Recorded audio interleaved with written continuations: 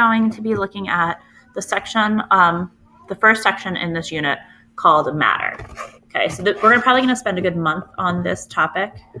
This PowerPoint can also be found on Google Classroom as a PDF.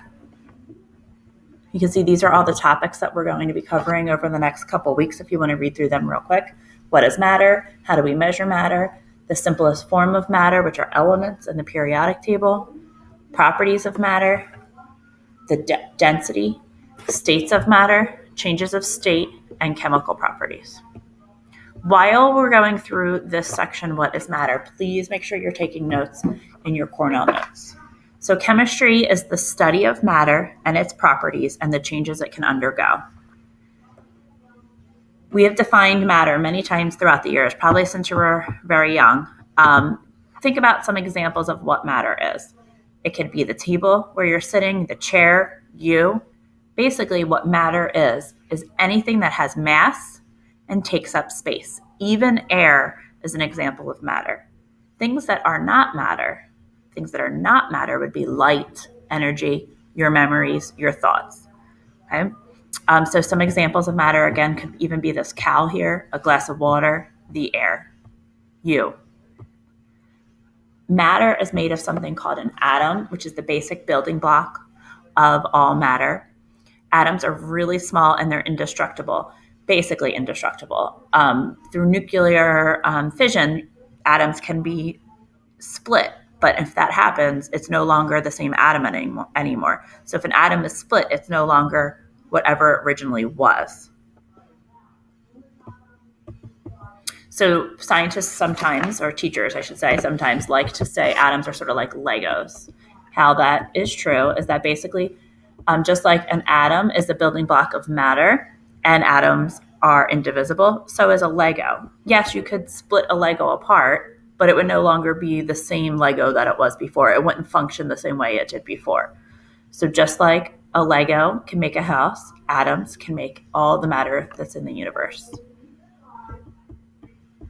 So there's about 100 different elements or so, and 6 of those elements are basically what make up most of us, and we will discuss what those are later, things like carbon and hydrogen. There's another vocabulary word that you need to know and take notes on, and that's elements. Elements are pure substances that are made of only one type of atom. These are some examples. Gold symbol is Au. Silver symbol is Ag. Graphite, which is carbon, whose symbol is a capital C. And neon gas, that is a pure element. Its symbol is Ne. Now there's something else, another vocabulary word that you need to know, and that's called a compound. Compounds are not just one pure substance. They are a mixture or a combination of multiple elements, just like a compound word like popcorn. That's 2 words put together. So an example of an element would be water. Water is hydrogen and oxygen. Salt, it's a combination of sodium and chlorine or sodium chloride. Chalk is made of 3 different elements: calcium, carbon, and oxygen. So those are all compounds. Okay, so we're going to go over these answers. Which of the following would not be classified as matter? Oops, thought the answer was there. Which of the following would not be classified as matter? The answer is E. All of these are examples of matter. Air, water vapor, and wood. They're all examples of matter. 2, all matter is made up of individual units called, is it A, compounds, B, atoms, or C, pure substances? The answer is B, atoms. 3, blank are pure substances made up of one specific type of blank. The answer is D. Elements are pure substances made up of one specific type of atom. Atoms are made up of 3 subatomic parts: protons, neutrons, and electrons. And look at these little hints to help you remember. A proton has a positive charge. They both start with P. A neutron has a neutral charge. They both start with the same prefix. Electrons have a negative charge, and that's kind of what you're left with. And I always give the hint, it's a negative idea if you think about playing with electricity. Not a good idea.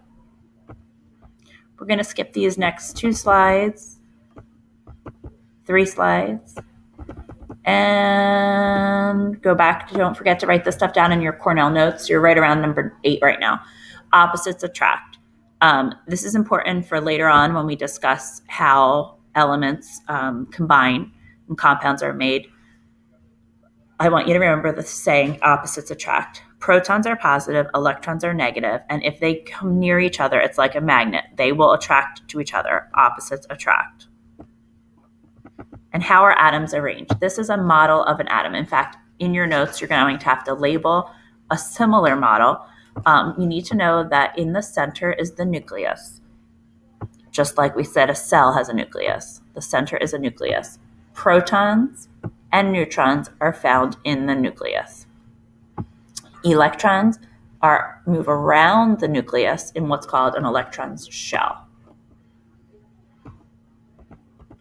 And this is just an analogy to help you realize how small really the electrons are that make up an atom. So atoms, we said, are so small.